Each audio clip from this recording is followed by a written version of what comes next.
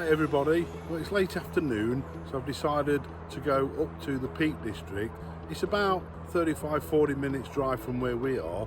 The Peak District's it's huge, it's 550 square miles. It covers Derbyshire, it covers Cheshire, it covers a lot of Yorkshire. What we're going to do is we're going to drive round and then we're going to sit in a lay-by and we're going to wait for any wildlife to come to us and see if it comes into view. That's really the way to do it. Unless you know locations in such a vast area, hunker down, sit in the car park, sit in a lay-by and wait for it to come to you and see what happens. So it's round about 7:30 in the evening. We're in the Peak District and I've just spotted a couple of kestrels, the juveniles. And what's interesting, they're sticking together, but they're practicing catching the prey because they're sitting on the fence post and they're diving down onto the ground, but they're catching, might be there, but they're catching bugs. So they may be getting the odd worm. That's obviously their way of practicing.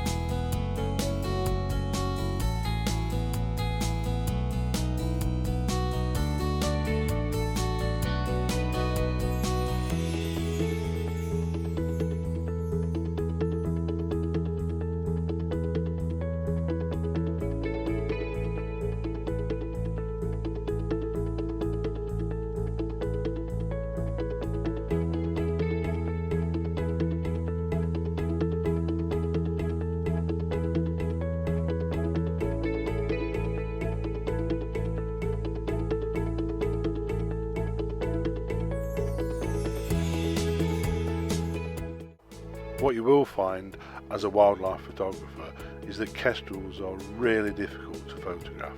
They are so eagle-eyed, they notice you from miles away. The reason why I've been able to photograph these is because they're juveniles and they've not quite honed that skill yet. So they came quite close. There's still a bit of distance, but enough to get some decent shots. But they're a wonderful animal, they're absolutely fascinating to watch, and they're part of the British wildlife. The thing is with this is I was so surprised to hear that they actually are outnumbered now by buzzards. Can't believe that, it's incredible.